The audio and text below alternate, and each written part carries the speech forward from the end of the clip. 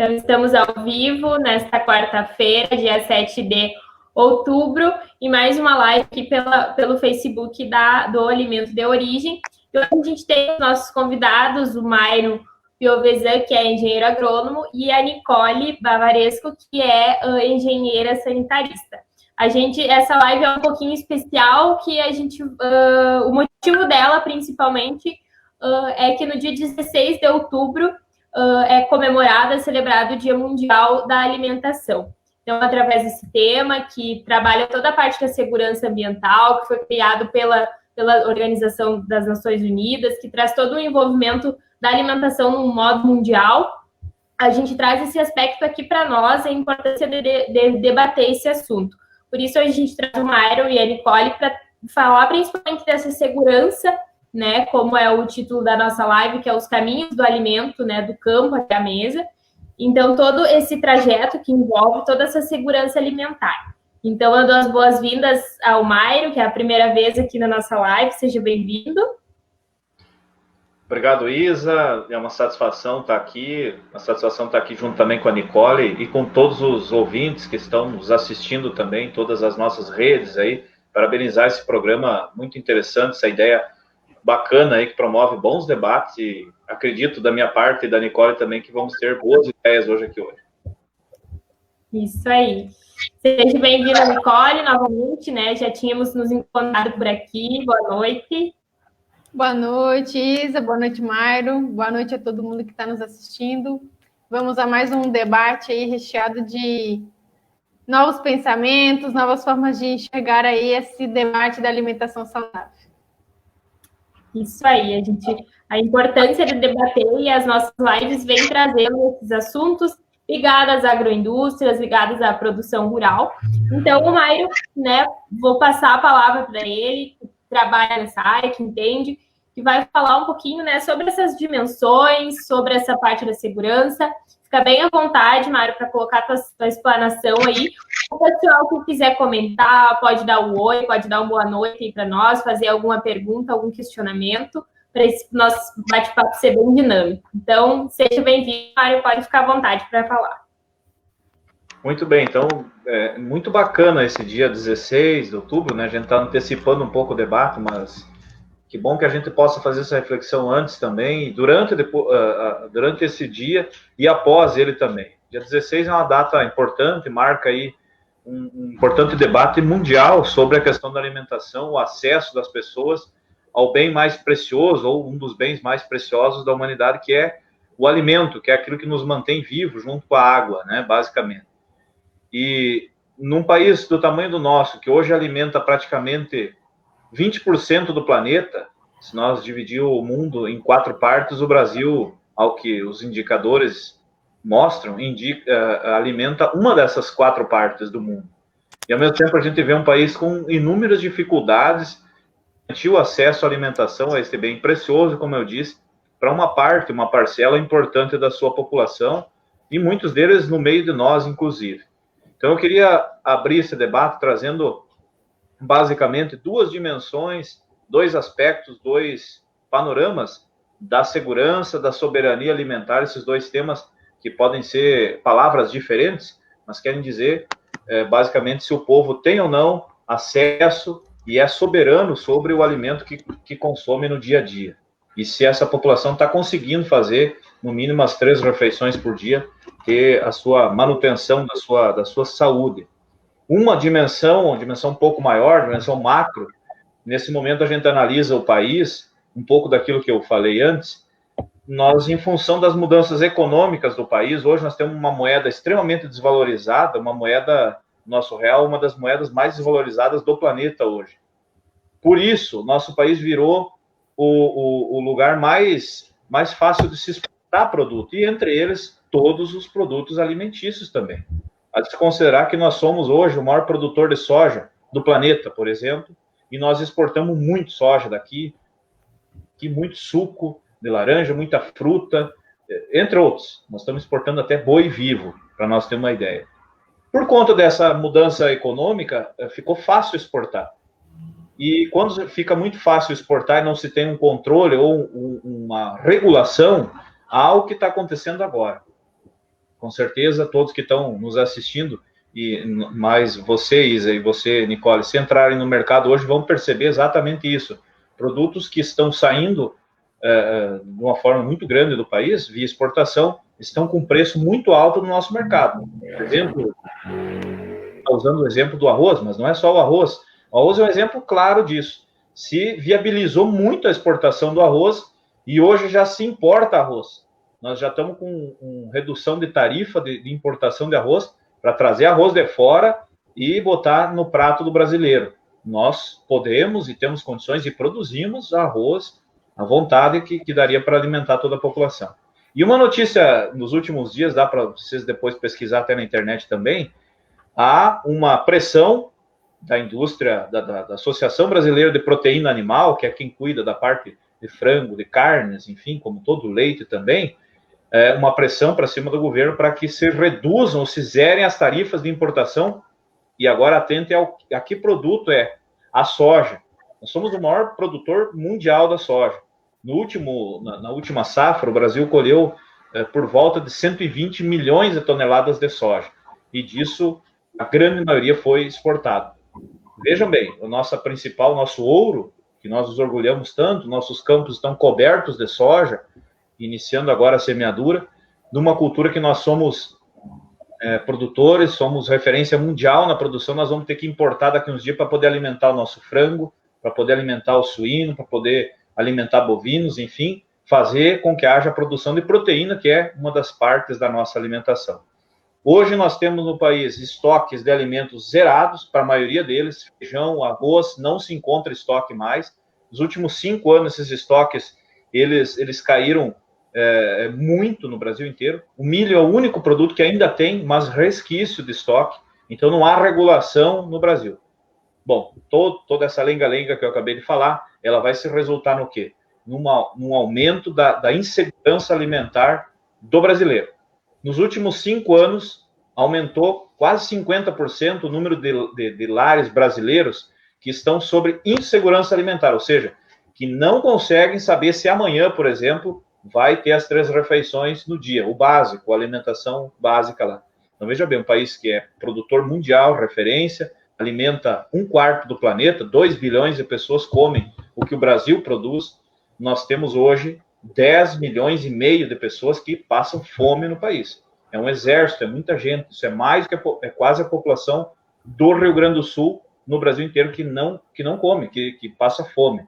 Aliado a isso, uma série de lares brasileiros em que está em insegurança alimentar também.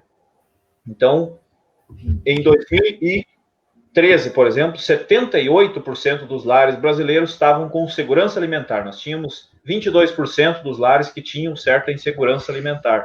Hoje, nós estamos com 60% somente dos lares brasileiros com segurança alimentar. Há outros 40% de lares, de casas, de residências, de pessoas, de famílias que não sabem se amanhã vão se alimentar.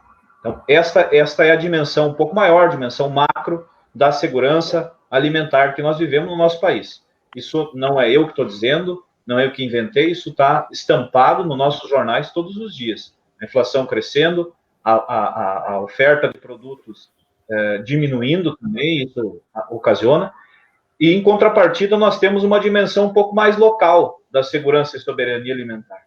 E como que se organizam os mercados, como que o alimento caminha, digamos assim, do ponto de vista local, para da produção até a mesa do cidadão.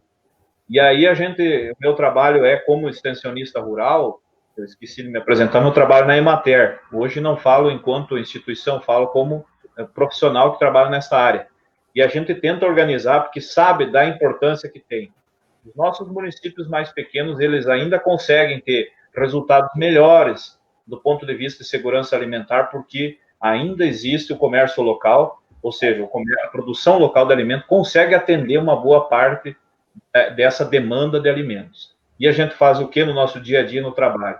Tentar aumentar cada vez mais esta oferta local de produto. Por vários motivos, que eu quero chegar num ponto importante, a produção local ela deságua num alimento mais saudável, ou com tendência a ser mais saudável, ou com o passar do tempo, com o desenvolvimento desses mercados, com uma possibilidade real de ser um alimento muito mais saudável, muito mais nutritivo e com um preço mais barato também para que o consumidor possa adquirir ele. Porque de nada adianta ter a produção e o cidadão não ter a condição de adquirir este alimento. Então, o mercado local ele se organiza de uma forma um pouco diferente. Se eu disse antes que a exportação, muitas vezes, que é o preço, que é o valor que o dólar tem, a cotação do dólar, é que define se a soja vai ficar dentro ou fora do país, no comércio local não é bem esses os valores. Aqui acontece coisas diferentes. Aqui é a demanda real do cidadão, do consumidor da cidade, da pequena cidade, até mesmo consumidor do interior, que define o que vai ser produzido e quanto vai ser pago por ele. Então está muito mais na mão do consumidor, muito mais na mão do produtor.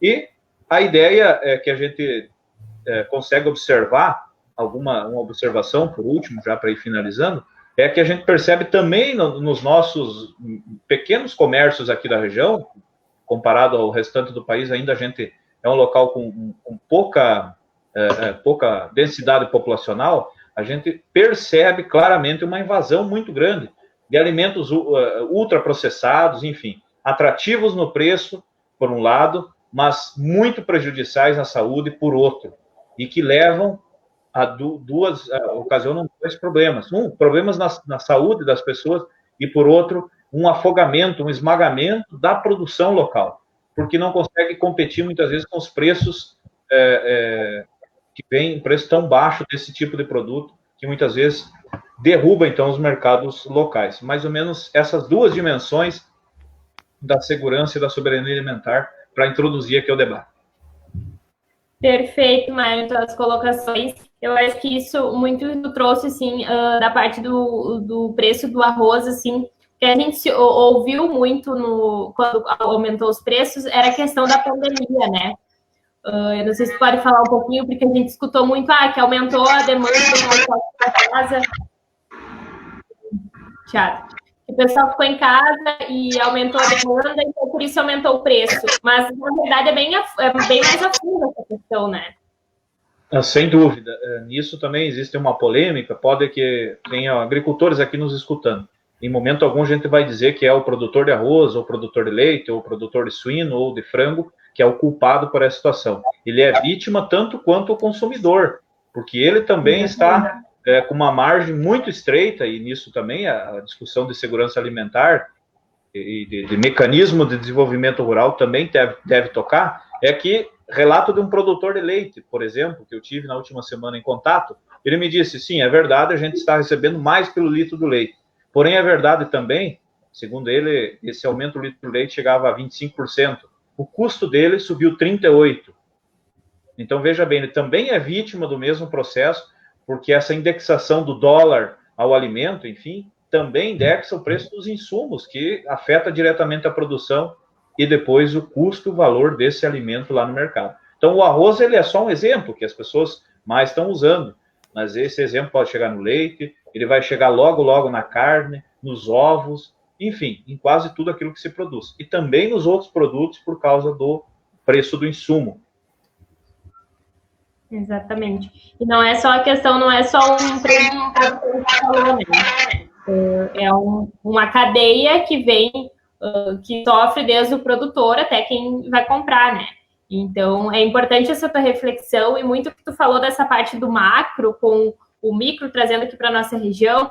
Pessoal que nos assistiu na live da semana passada, que a gente falou sobre a comunicação, que querendo ou não está interligado, os professores que participaram, eles mostraram muito essa questão dessa dimensão de grandes produtos, né, dessas grandes marcas, assim, que trabalham todo esse mercado, e também da dimensão que tem os pequenos produtores, essa economia mais local, né? Então, o pessoal que nos assistiu consegue ver essa aproximação, ter essa visão do que o Mário falou nessa questão do macro, assim, dessa segurança macro e mais micro, mais fechada da nossa.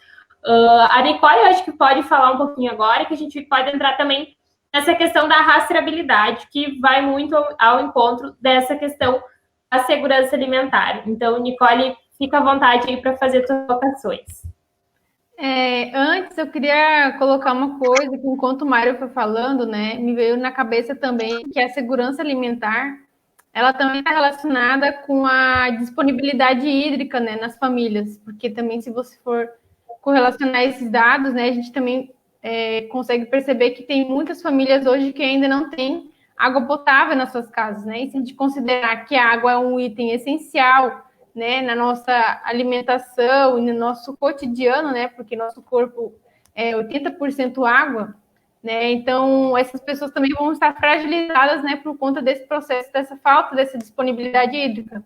E considerando que a gente também, nesses últimos anos, né, principalmente nesse último ano, que intensificou, né, a seca em todo o Brasil, né, toda essa relação aí que a gente tem no meio ambiente, impactando diretamente isso, é uma preocupação, né, porque a falta de água, ela não só impacta em quem consome, mas em quem também está produzindo esse alimento, né? Porque vai encarecer, vai dificultar todo o processo também da produção, né? Vai impactar nesse alimento que não só está sendo comercializado, mas também no consumo da subsistência dessas famílias, né? Então, para você ver como o consumo do alimento, né, também está relacionado com outros diversos fatores, né, que às vezes a gente acha que está tudo desconectado, né? E na verdade não. E a gente precisa prestar muita atenção que a partir de agora, dos próximos anos, os governos vão precisar ter muito mais atenção nesse assunto das mudanças climáticas, né? Qual é o plano de ação que a gente vai ter para não para reverter, mas para diminuir o impacto, né? Que isso vai ter em toda a população, principalmente nas famílias mais carentes, né? Que já tem essa escassez, né, nesse momento hoje, e ela vai se intensificar ainda mais porque vão estar mais suscetíveis, né? A todo esse impacto global climático que está acontecendo, né? Então, ela vai impactar exatamente no item essencial, né? Que é água e comida para essas famílias, né?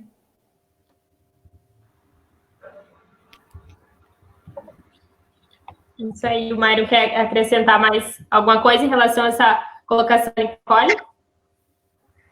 Não, eu acho que é bem por aí mesmo, essa discussão para a gente sanar os problemas de acesso ao alimento, até mesmo de qualidade de alimento, é imprescindível que a gente fale e discuta a agricultura local. Não há como a gente fazer isso sem pensar esse trabalho, concomitante, lógico, também de uma maneira mais urgente, garantir os produtos mais sensíveis a todas as famílias. Mas sem fazer essa discussão do desenvolvimento rural, da produção local de alimento, nós não vamos conseguir fazer isso, porque por mais que a gente atenda às necessidades das famílias, de comer 3 vezes por dia, muitas vezes, e aí nós vamos nos perguntar, mas com que tipo de alimento é que essa família está matando a fome? Enchendo a barriga, ela está se nutrindo. Então, a discussão da produção local, ela entra nesse sentido. Um alimento que percorre um caminho menor, um alimento que estimula o comércio local e que tem uma tendência maior a ser mais natural ou próximo disso, é um alimento que, de fato, é um alimento de verdade e vai nutrir as pessoas. E sem falar que tem todo esse processo se você considerar, né, o poder aquisitivo e o cotidiano das pessoas, a gente acaba não consumindo, né, toda a gama de produtos que a gente deveria consumir para a nossa saúde, né? Se a gente considerar todos os nutrientes necessários que a gente precisaria para o nosso corpo, né? E você olha essa divisão, isso que o Mário falou, realmente está se nutrindo ou só está indo na barriga, né? Porque a gente tem uma gama de produtos, né, produzidos no Brasil e que muitas das vezes não é consumido, né? Dentro de uma lógica da gente comer, né, produtos industrializados, né, farinhas em grande quantidade, né? E aí isso vai impactando na saúde da população, que vai impactar depois lá nas saúdes, né, na obesidade, enfim, tudo isso que vai interferir nessa alimentação saudável, né? Então, eu vejo por mim, assim, né, o quanto eu tenho olhado mais nesse processo durante a pandemia do que eu estou consumindo, né? Porque no cotidiano, quando você não para pensar, né, só vai comendo, você acaba deixando de consumir alimentos que te nutrem, né, que vão te nutrir de verdade, né, e que vai te trazer outros benefícios para a tua saúde a longo prazo, né? Porque isso não se vê a curto prazo, né? E eu venho reduzindo, inclusive, o consumo de carnes, por exemplo, exatamente para olhar isso, assim, do ponto de vista da minha alimentação, né? E valorizar, principalmente, os produtos da região, né? Eu tenho esse cuidado de exatamente comprar os produtos que são da época, não só pela questão do preço, mas porque eu sei que são produtos que provavelmente vão estar, né, sendo comercializados pelos produtores da região, né? Então, tudo isso, a consciência vai trazendo, vai ligando uma coisa à outra, né? Quando você para olhar o que você está consumindo. Exatamente, perfeito as tuas colocações, e acho que essa ideia que tu falou da água, a água é tão essencial para a nossa saúde como a alimentação, né? E é algo que a gente muitas vezes deixa passar esse hábito, e eu acho que outro ponto que traz essa reflexão de que as pessoas, quem sabe, não conseguem ter essa nutrição, é que, e a gente entra na questão da pandemia de novo, é que muitos alunos que estão sem aula, eles tinham a única refeição do dia, muitas vezes deles, que era com nutrientes, né, que era mais forte, digamos assim, era nas escolas. E hoje, né, esses alunos que não estão, né, tendo aula, eles estão com essa carência, né, e é algo que com certeza tem uma consequência a longo prazo, né. Então, a gente vê, e eu acho que até esse dia mundial da alimentação, ele poderia ser muito mais explorado, tanto pelos meios de comunicação como pelos órgãos públicos, para ver essa importância dessa reflexão que a gente tem, né? E isso eu acredito que, e falo na Demal e no Alimento Origem, sim, que vem trazendo essas reflexões, né? Toda quarta-feira a gente vem trazendo para as pessoas terem essa consciência da alimentação na nossa vida e dessa produção perto de nós, mais próximo, o quanto isso é valioso, e a gente precisa olhar para isso, né? E aí que entra a questão da rastreabilidade, né? Porque quando eu me formei há 2 anos atrás, era exatamente isso que me perguntavam, né? Quando eu ia no mercado e eu comecei a conhecer a região e perceber que, olha, a gente tem produção de uva, tem produção de laranja, mas eu ia no mercado e eu não tinha a identificação de onde vinha esse produto, né? E eu queria saber, porque eu queria exatamente, né, comprar o produto que era da região para fortalecer os agricultores, mas também por uma lógica ambiental também, porque não faria sentido eu comprar laranja importada, né, sendo que tem produção de laranja aqui do lado, né? E aí todo o impacto que isso também causa no meio ambiente, né? E aí, ali a gente começou também no trabalho com alimento de origem, e pensei, nossa, que legal, através da rastreabilidade agora, a gente vai conseguir identificar isso. Mas ainda tem muitas pessoas, né, o consumidor em geral, que não conhece, né, essa atual legislação hoje que permite que o consumidor possa ter acesso a essa informação, né? Porque a rastreabilidade também não é só a garantia de segurança do alimento, mas também é a garantia de escolha desse consumidor, né? Então ele vai poder dizer, não, olha, eu vou comprar, em vez de comprar, né, um outro produto que vem de longe, eu vou comprar esse aqui que tá, né, vem de perto, vou valorizar o produto local e também desconectar isso da gente comprar apenas o produto local dentro dos supermercados e das fruteiras, né? A gente tem que também olhar para essa venda direta que hoje está ocorrendo na nossa região, seja pelas feiras dos produtores, né, que ocorriam até pouco tempo antes da pandemia, seja através da plataforma Alimento de Origem hoje que oferece essa ferramenta, ou até mesmo pela própria organização dos agricultores, né, que entregam em casa. Então, a gente tem que ter esse olhar mais cuidadoso também, né, porque é isso que a gente estava falando, está tudo conectado, né, o alimento que eu consumo vai ter relação depois com o impacto no meio ambiente, com o impacto econômico e social. A gente também tem que se olhar como responsável, né, porque a gente acha que a única responsabilidade nossa hoje, politicamente falando, né, é votar e depois esquecer, mas na verdade no cotidiano nosso, todas as nossas ações ela vai ter impacto, né, no local, na nossa realidade, né, e a gente precisa olhar para isso, para exatamente modificar, né, esses padrões de consumo que muitas vezes vem pronto, que a gente só tem que comprar o produto sempre no mesmo lugar, né, não valorizando de olhar para quem é que está produzindo, e passar a cuidar, mesmo que isso às vezes vai levar um tempo a mais, né? Tu vai ter que se programar, vai ter que pensar o que tu vai comer antes, né? Para não ter depois desperdício desse alimento, né? Organizar o tempo de ir na fruteira lá, ou enfim, né? De ir na feira, ou de tirar um tempo para entrar no site, ver, pensar o que tem disponível, né? Porque tem essa coisa da sazonalidade que a gente não está acostumado, né? Que o produto ele não cai do céu na hora que eu quero, né? Tem todo um processo, né? Épocas de plantio, e a gente precisa se voltar nessa conexão de entender todos esses processos que são naturais, né? Para exatamente voltar a ter uma qualidade de vida nutricional, né? Que a gente fala hoje de ter realmente esse consumo de forma mais consciente e impactando positivamente todo mundo, né?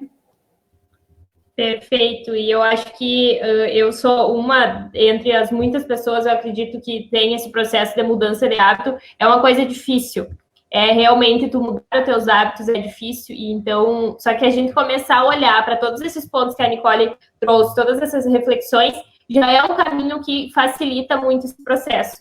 E então, hoje, somos privilegiados de ter a facilidade que o alimento de origem nos proporciona, né? Então, todo esse envolvimento que tem, mas exige de nós ter essa atenção também, de olhar, de planejar, né? Ter essa reflexão.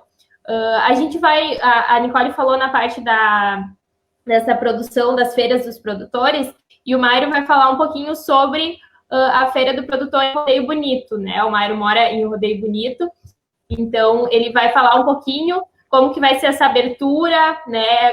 Como está sendo estruturado isso. Bom, então, a partir de uma reflexão de que a produção vai se dar e vai se organizar, e que o desenvolvimento rural vai acontecer, e as teses todas de estudiosos têm ido nesse caminho, que vai salvar essa produção local a união de vários mercados, por exemplo. E aí a feira entra como uma das formas de mercado para viabilizar a produção de alimento e de outras produções também locais da nossa região.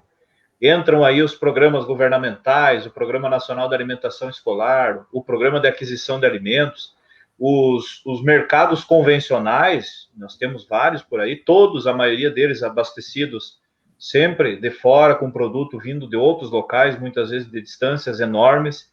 Os grupos de consumo, essa iniciativa, que eu acho que a Ademal trouxe com muita, acho que foi muito positivo ter vindo para cá, essa ideia das pessoas poderem adquirir pela internet e receber, mas com a ideia de que isso possa ir para adiante e dar um passo a mais. Vários países do mundo, países desenvolvidos e no Brasil mesmo, já alcançaram um patamar de criação de grupos de consumo, de cooperativas de consumo, em que a demanda, o estímulo para o produtor produzir, vem de quem consome.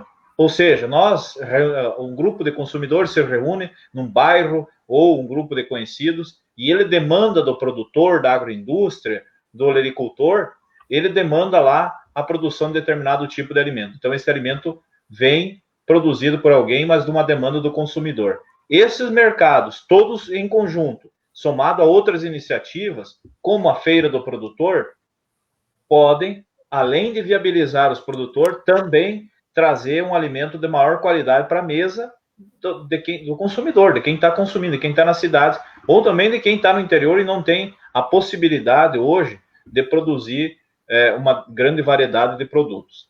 Então, no próximo sábado, a gente vai estar inaugurando uma Feira do Produtor, a Feira da Agricultura Familiar em Rodeio Bonito. Partiu de uma iniciativa das entidades, mas também de uma demanda dos consumidores. Muitos consumidores nos relatavam, mas aonde quer que eu adquiro tal produto? Então, a partir daí, as entidades se uniram e, através de um recurso também de uma cooperativa de crédito, a gente conseguiu viabilizar as estruturas para a ocorrência da feira. A feira, então, ela vai acontecer na praça central da cidade, aqui de Rodeio Bonito, das 8 da manhã à 1 da tarde. Para que a feira acontecesse, a gente se utilizou da boa e velha tecnologia para fazer uma pesquisa virtual, que a gente conseguiu detectar quais os gostos, digamos assim, do consumidor aqui de Rodeio Bonito e da região. Teve várias pessoas da região que nos responderam também, a partir do envio de um link. As pessoas nos disseram quando que elas queriam ir para a feira, qual é a periodicidade, em que turno, em que local da cidade, que tipo de alimento ela consumiria na feira e, uma coisa muito importante, quanto esta pessoa, este consumidor, estava disposto a gastar lá na feira. E nos surpreendeu o resultado, porque de uma coisa que a gente não tinha tanta ideia, que fosse viabilizado do ponto de vista econômico, se tem uma certeza de que uma feira dá bons resultados para o feirante, para o agricultor, para a agroindústria, para o artesão também, porque nós vamos ter também artesanato para vender, quanto para o consumidor, que vai ter a certeza que vai estar levando um alimento direto, que saiu da lavoura, do cidadão, ou saiu da agroindústria, do agricultor, que vai chegar no prato dele naquele mesmo dia. Então, a feira ela tem essa característica principal, a proximidade, e uma feira, como qualquer outra feira, ela é a possibilidade também da gente desencadear outros processos de desenvolvimento. Outros produtos podem ali surgir por demanda do consumidor, que, obviamente, não se tem a possibilidade hoje de se produzir tudo, principalmente as agroindústrias, né? Então, a feira parte desse pressuposto dela ser também um desencadeador de outros processos de desenvolvimento que realmente venham a ocorrer. Então, eu gostaria de convidar quem estiver nos assistindo e que estiver aqui por perto para chegar a conferir. Logicamente, com todos os protocolos aí do combate ao coronavírus, com isolamento, com álcool em gel, com o isolamento da feira, com distanciamento social, mas a feira do produtor, ela é caracterizada como um mercado, nessa ideia dos grupos aí da questão do controle do coronavírus. Então, ela está dentro, como se fosse um mercado, ela pode acontecer, é um produto essencial, e o alimento é uma coisa fundamental para a gente combater as doenças, entre elas o coronavírus. Então, as pessoas estão convidadas, os consumidores, a participar da feira aqui em Rodeio Bonito, no próximo dia 10. E depois a feira vai acontecer, então, no sábado de cada mês, das 8 da manhã a 1h da tarde. Que legal, Mário, que legal. Essa, né, com certeza vai ser um diferencial aí, um passo, né, um novo passo aí para Rodeio Bonito.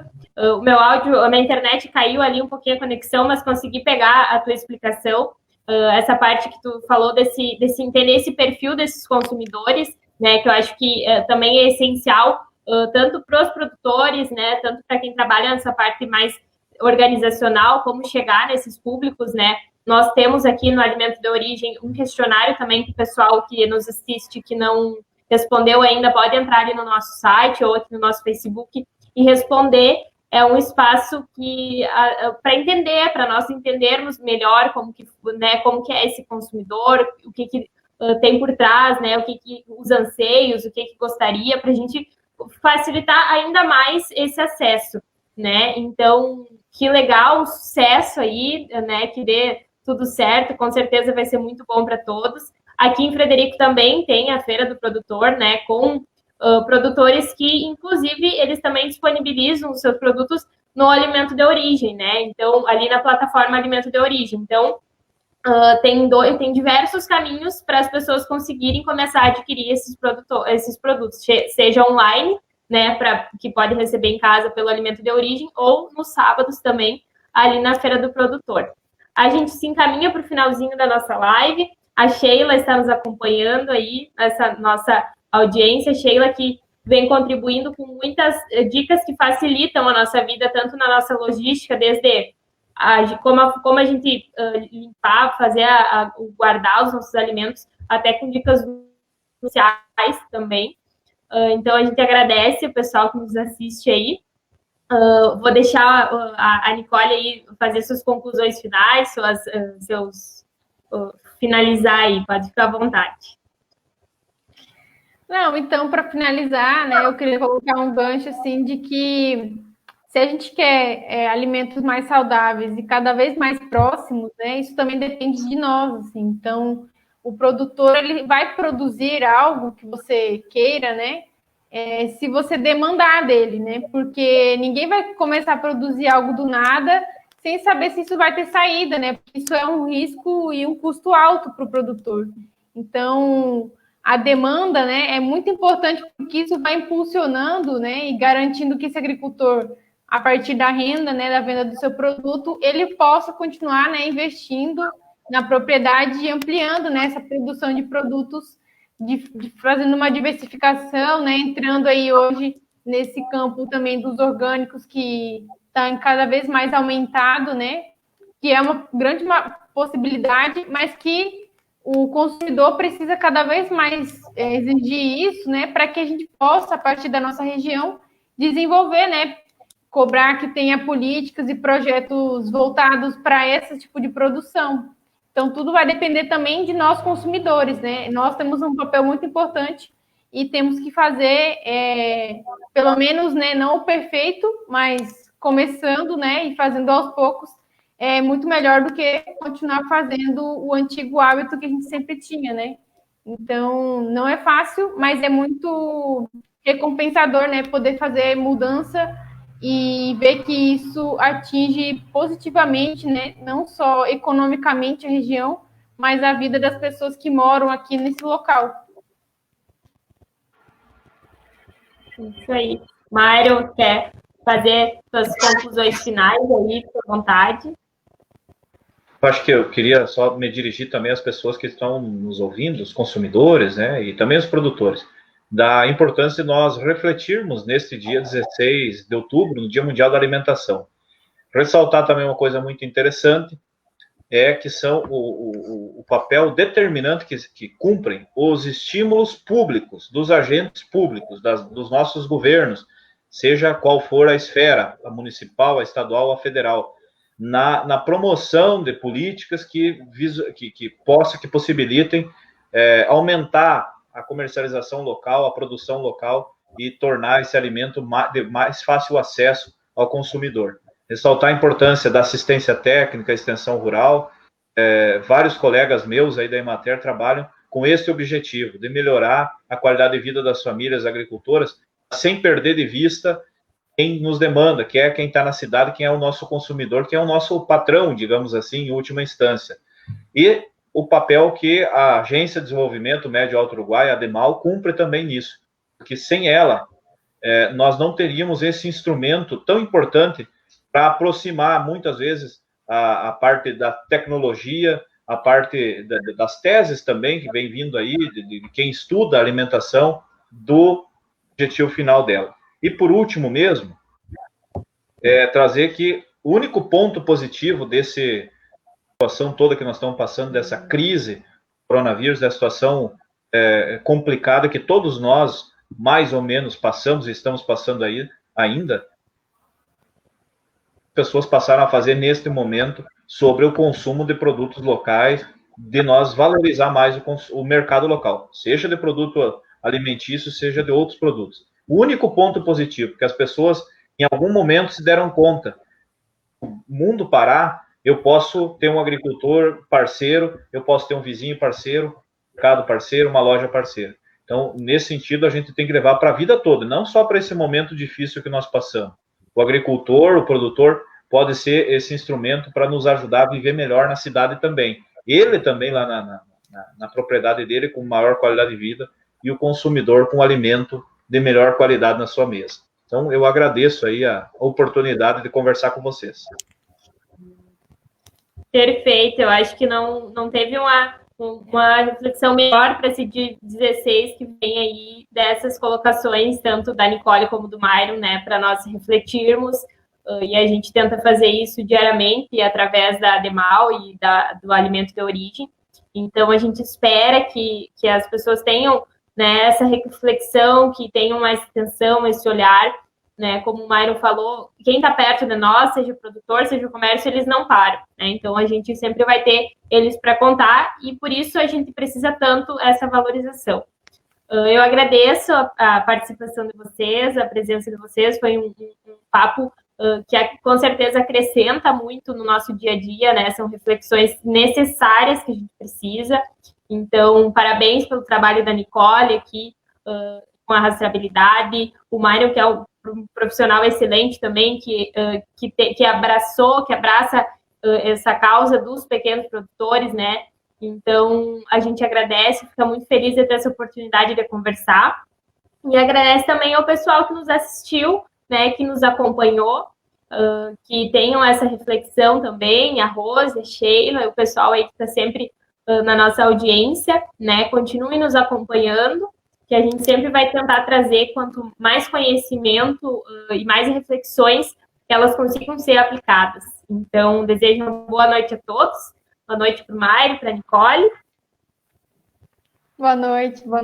Boa noite. A gente volta na próxima semana com mais assuntos, sempre coisas boas para a gente debater. Tchau, tchau para todo mundo. Tchau, tchau.